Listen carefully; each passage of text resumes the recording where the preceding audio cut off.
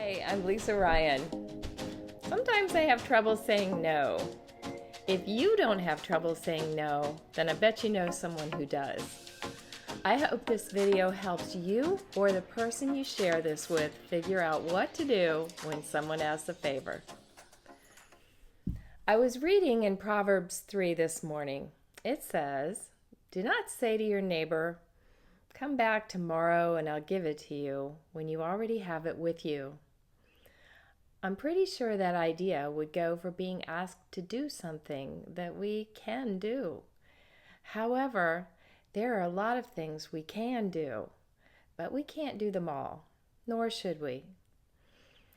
Even if we highly value helping others, we are human beings that have time, energy, and mental limits. We simply cannot do it all. If you never say no, you probably have an issue that you need to address. That issue is likely failing to put yourself into the decision-making equation. We want to be loving and giving of ourselves and our time, but we also have a responsibility to take care of ourselves. I'm mostly talking about requests from friends and family, but even with a boss, there are limits. For example, your boss requests a new report. You already have a ton of work that you are falling behind on.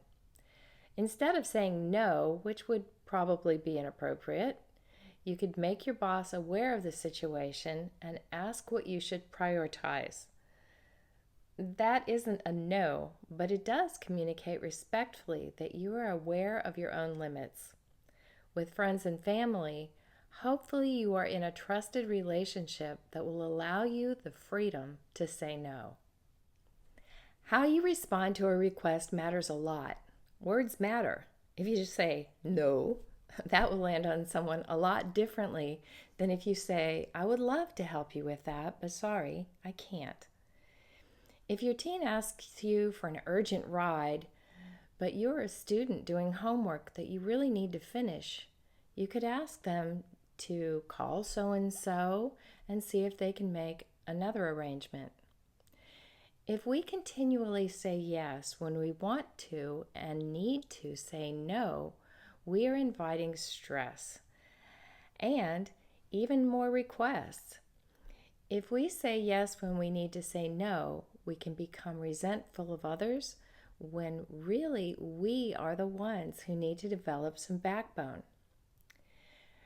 People tell me that I'm lucky to have the husband I have.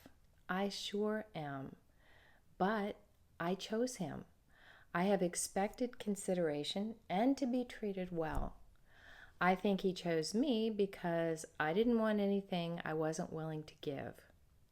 My point is that when you give people an opportunity to treat you poorly or take too much from you, ask too much from you, they will likely take it. I'm not encouraging anyone to be selfish, but rather self-aware. Lovingly stand up for yourself. When someone asks you if you will do something, ask yourself a few questions. 1. Is it a reasonable request? 2. Can I do it expecting nothing in return? 3. Do I want to say yes because that's in my heart, or do I want to say yes to have the approval of the other? 4. Have I taken an appropriate amount of time to consider this request? When you ask yourself if the request is reasonable, keep in mind that most favors aren't convenient or especially fun. They aren't when we ask either. That said, when we consider how reasonable a request is, we will want to ask also if it's reasonable for us personally. I think women in particular are socialized to be nice. Nice means that people smile at what we do. Women and men too are often doing a lot. This is where self-care comes in. Only we can decide if a request is asking too much of us. I remember when my sweet friend had a project in mind for some elderly citizens. She knew I can sew and asked if I would make a pretty big number of items for a nursing home. She had asked me the year before, and I had said no. It was hard to say no. Well, now she was asking me again. I couldn't possibly say no again. This friend is giving and kind. I said yes, but I wanted to say no. I don't like sewing. I can just do it. I'd be happy to do many other things, but not that. Sewing something over and over sounded horrible to me, especially when the item could be purchased and possibly for less money. I laid in bed that night and thought about it. She told me that no one was wanting to do it anymore. I understood why. It was a pretty big commitment. I decided that I needed to tell her that I wasn't going to do it. If you're in this situation, right up front, just say a polite no, because having to undo your yes is awkward. I know. I don't think she was happy with me, but she did forgive me. I hope she understood my reason, but even if she didn't, I slept better. I really, seriously didn't feel like doing all that sewing. So you may ask, why did I say yes in the first place? Well, of course, I wanted to be nice. Going back to the question of whether we can do the favor and expect nothing in return, it's important to give freely, whether it's time, effort, or money. Of course, if you have an agreement with the person up front, well, then you can expect an honest deal. But unfortunately, in reality, not everyone makes good on their word. Be savvy and know that.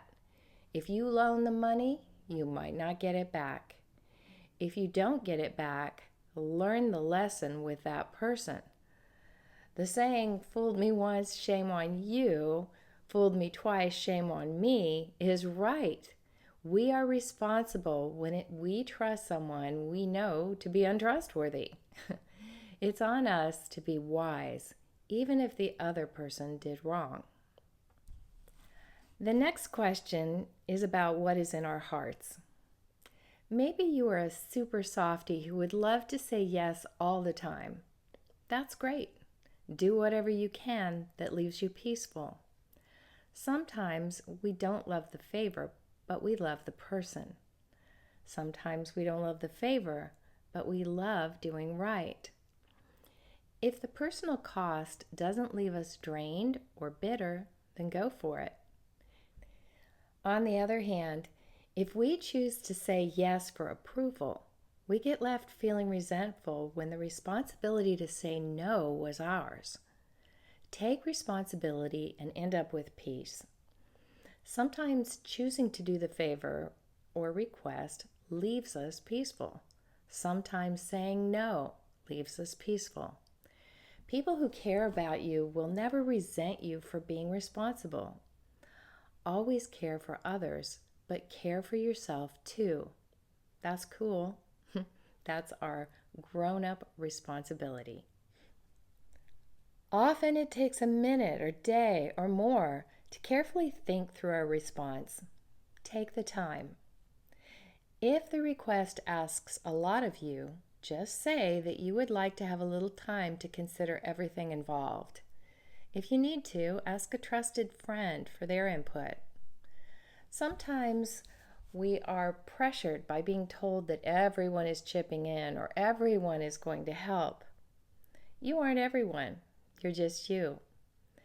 It's okay to be different if it's wise. Assuming you do wish to help others when you can, whenever a decision leaves you feeling peaceful, it's the right one. We can focus on why we have made a decision and not the emotions of others. If you feel you've made the wrong choice, you can change your mind, but it's better to think first than answer. Yes is always a nice answer to hear. I like yeses, and so do you.